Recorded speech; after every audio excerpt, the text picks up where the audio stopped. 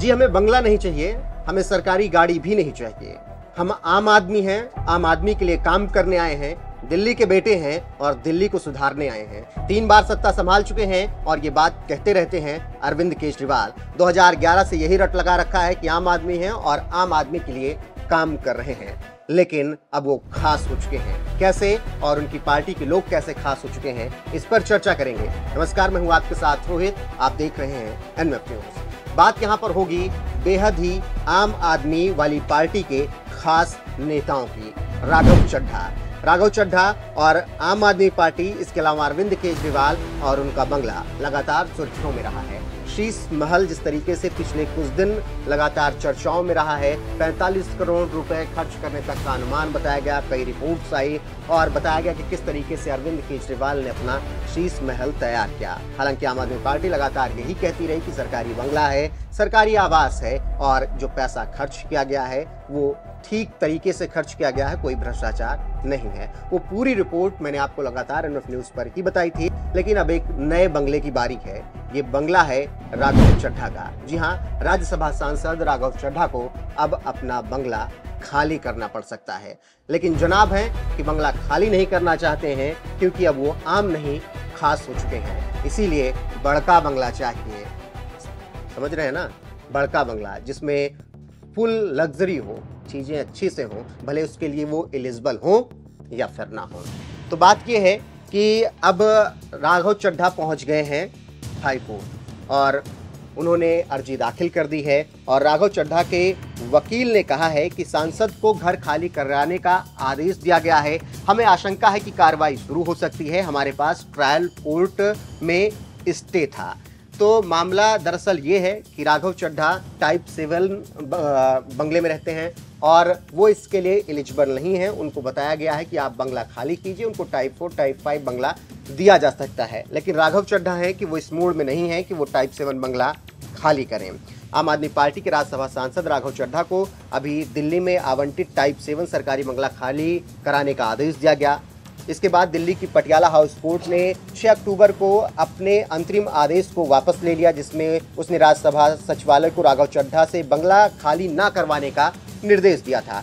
Court ने कहा था कि राघव चड्ढा को टाइप 7 बंगले में रहने का विशेषाधिकार दिया गया था। वो बंगले में रहने के अधिकार का दावा नहीं कर सकते। राज्यसभा सचिवालय ने 3 मार्च को आम आदमी पार्टी के सांसद राघव चड्ढा के टाइप 7 बंगले का अलॉटमेंट रद्द करते हुए बंगला खाली कराने का नोटिस जारी कर दिया था। इसके बाद राघव चड्ढा कोर्ट पहुंच गए और कोर्ट में बताया था कि बतौर सांसद अभी उनका कार्यकाल 4 साल से ज्यादा समय का बचा हुआ है, ऐसे में उन्हें बंगले में रहने का अधिकार है। हालांकि कोर्ट ने उनके इस दावे को सिरे से खारिज कर दिया और कह दिया कि आपको बंगला खाली ही करना है।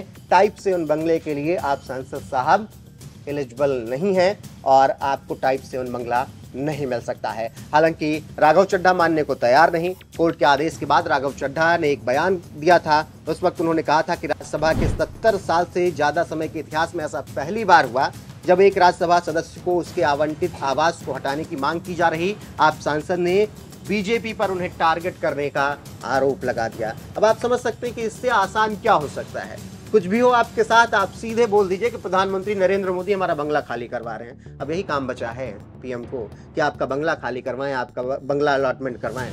लेकिन राजनीति कैसे चल रही है आप देख ही रहे हैं। आम आदमी पार्टी कुछ भी होता है सीधे लड़ाई वो प्रधानमंत्री नरेंद्र मोदी और गृह मंत्री अमित शाह से ही लड़ते हैं। उनको लगता है कि जो कुछ भी उनके साथ हो रहा है वो सब प्रधानमंत्री नरेंद्र मोदी करवा रहे हैं। संजय सिंह को अगर गिरफ्तार हो रहे हैं तो मोदी करवा रहे हैं। अगर मनीष सिसोदिया के ऊपर केस दर्ज हो रहा है, उन्हें तिहाड़ भेजा जा रहा है, तो पीएम मोदी करवा रहे हैं। अगर सत्येंद्र जैन पर केस दर्ज हो रहा है, उनके यहाँ से कुछ निकल रहा है, तो वो भी पीएम मोदी ही करवा रहे हैं। तो सबसे आसान है कि बंगला अगर खाली कराने का आदेश कोर्ट ने दिया है तो सीधे बोल दीजिए कि बीजेपी ने सब कुछ किया है और बीजेपी की ही ये चाल है। इससे आसान कुछ हो नहीं सकता। लेकिन जो लोग आम बनकर आम आदमी की सेवा करने आए थे, अब वो खास हो चुके हैं। जो बात करते थे कि एक रूम में रह लेंगे, अब उन्हें टाइप 7 वाला बंगला चाहिए।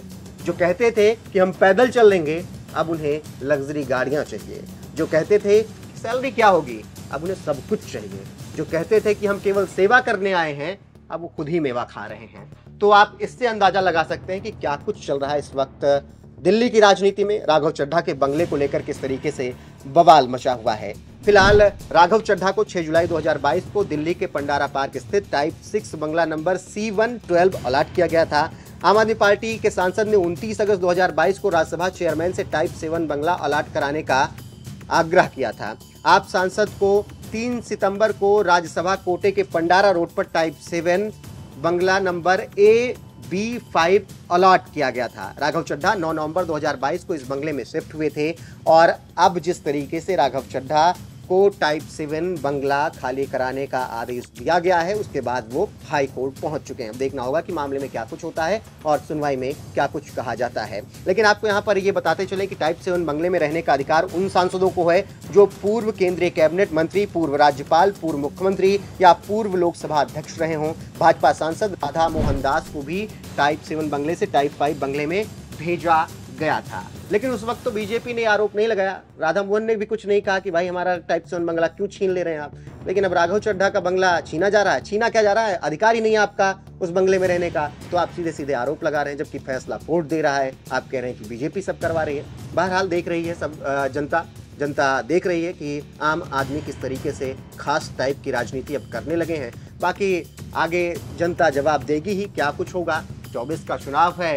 अरविंद केजरीवाल साहब टॉट वाले इंडिया गठबंधन के अहम सदस्य हैं, लेकिन अलग अलग राज्यों में चुनाव लड़ने के लिए वो तैयार हैं। वो राजस्थान में भी अकेले लड़ना चाह रहे हैं, छत्तीसगढ़ में भी लड़ना चाह रहे हैं, मध्य प्रदेश में भी, वो हर जगह लड़ना चाह रहे हैं। और एक दूसरी लड़ाई वो उनके नेता भी लड़ रहे हैं, अच्छा बंगला लेने के लिए, अच्छी फैसिलिटीज़ लेने के लिए।